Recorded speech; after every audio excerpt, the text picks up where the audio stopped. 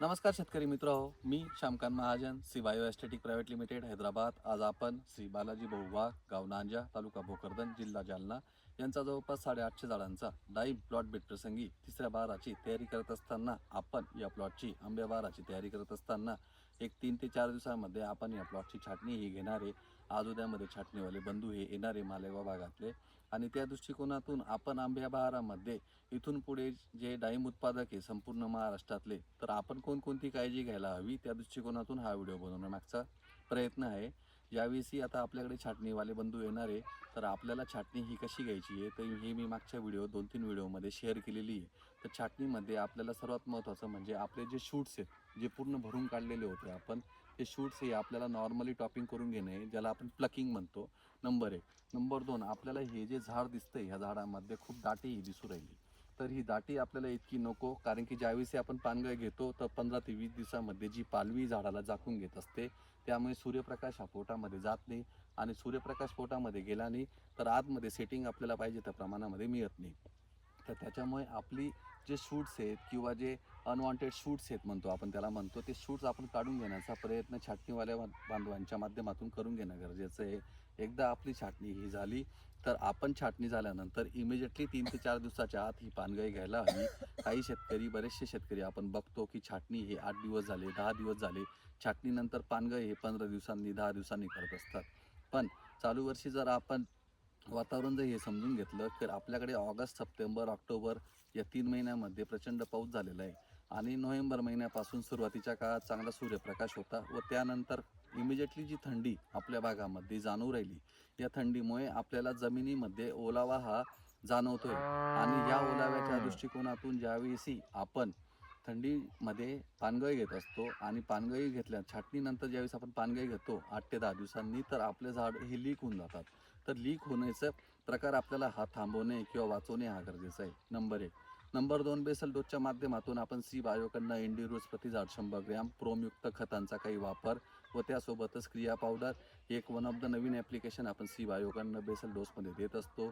ज्यावेळी आपण इंडिरूट्स या ग्रॅन्युअलचं ॲप्लिकेशन टाईम या पिकासाठी करणार आहे, तर इंडिरूट्समध्ये जवळपास 18 ते 20 प्रकारचे वेगवेगळ्या प्रकारचे बायोफंजिसाइड्स म्हणजे जीवाणू प्लस जीवाणू खते म्हणजे बायो फर्टिलायझर्स, हे दोघं कॉम्बिनेशन असल्यामुळे जेही खतं मागील या 3 वर्षापासून श्री बालाजी भाऊंनी दिलेले आहेत, त्याच्यातले 50 ते 60% जे खतं आहे हे इन्सोल्युबल फॉर्ममध्ये पडलेले आहे. म्हणजे आपण त्याला अविद्राव्य फॉर्म असे म्हणू शकतो.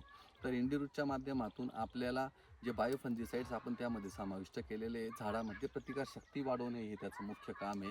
एकदा आपल्या झाडाची प्रतिकारशक्ती वाढली तर त्यामुळे आपल्याला फॉस्फरसचा अपटेक हा चांगला मिळतो.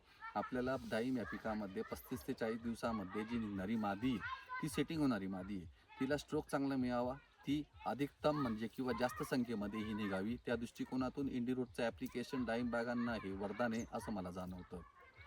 त्या व्यतिरिक्त आपण क्रिया पावडरच्या माध्यमातून जे खतं आपल्या जमिनीमध्ये पडलेले आहे, खास करून फॉस्फरस आणि पोटॅशमुळे मादीचं स्टिम्युलेशन हे खूप चांगल्या प्रकारे होऊ शकतं आणि आपण बघतोय मागच्या या 2-3 वर्षापासून आंब्या बहारामध्ये जेही शेतकरी बांधव पानगळ घेतात, तर सुरुवातीच्या काळामध्ये संपूर्ण नर हा निघून जात असतो.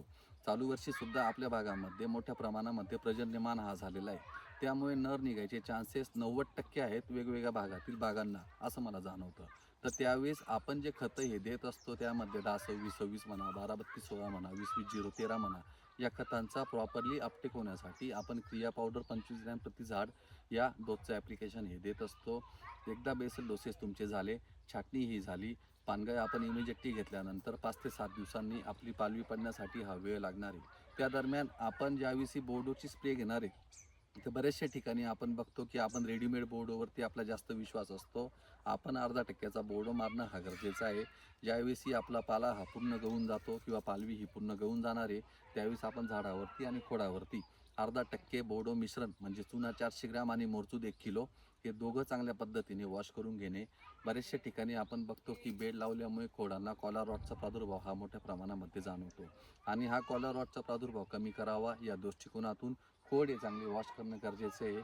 खोडांना एकदा आपण चांगल्या पद्धतीने वॉश करून घेतले तर खोडातून निघणारी जी बुरशी आहे ती आपल्याला कमी करणं गरजेचं आहे. खोड हे माणसाचं पोट आहे आणि ह्या पोटाची डायजेस्टिव्ह ॲक्टिव्हिटी म्हणा किंवा पचनसंस्था ही चांगली राहावी या दृष्टिकोनातून आपल्याला अपेक्षा म्हणजे लैंगिक अवस्थेची आहे. सुरुवातीच्या काळामध्ये शाकीय अवस्था ही चांगल्या पद्धतीने मिळते आणि फिमेल संख्या म्हणा किंवा मादीचं प्रमाण हे जास्त निघावं या दृष्टिकोनातून आपण खोडांना वॉश करून घेणे हे गरजेचं आहे.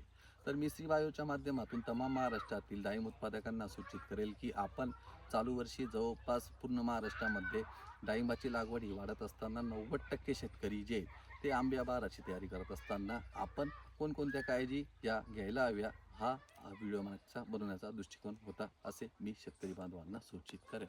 आभारी.